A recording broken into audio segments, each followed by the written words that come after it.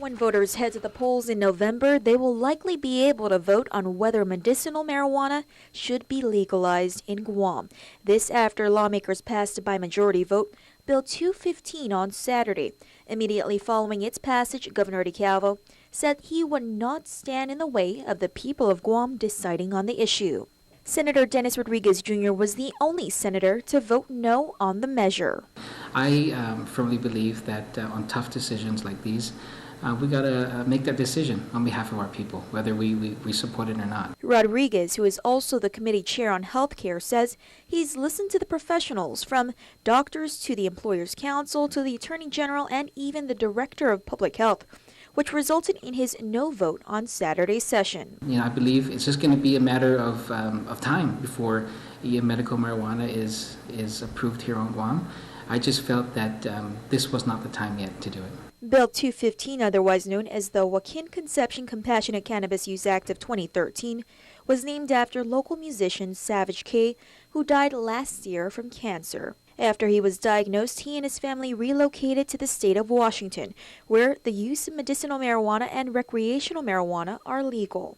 Guam Medical Society President Dr. John Ray Taitano says their position on the issue is the same as their parent organization, the American Medical Association. The Guam Medical Society and the AMA recommends that indeed the National Institutes of Health, the Drug Enforcement Agency, and the Food and Drug Administration conduct clinical research and change medical marijuana from a Schedule I substance to a different schedule to allow more clinical research and trials to indeed determine whether there is medical benefits, if you will, to the use of marijuana.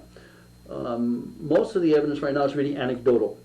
So that means that it hasn't stood the test of clinical trials. Dr. Taitano believes more studies need to be conducted so that there is evidence-based information to accurately determine whether medicinal marijuana is beneficial to patients. My recommendation would be just to hold off as more and more interest is spurned with this issue regarding medical marijuana. Indeed, time would be on our side to make sure we do things cautiously and proceed with optimism that indeed we conduct these clinical trials to meet all the criteria to make sure it's evidence-based information.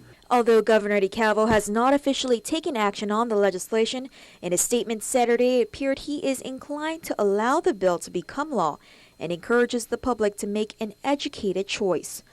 For the time being, the GMS is holding back its official position on the matter until such time clinical trials determine the validity of the use of medicinal marijuana. Indeed, if the evidence shows that it's beneficial medically, hey, then let's go for it.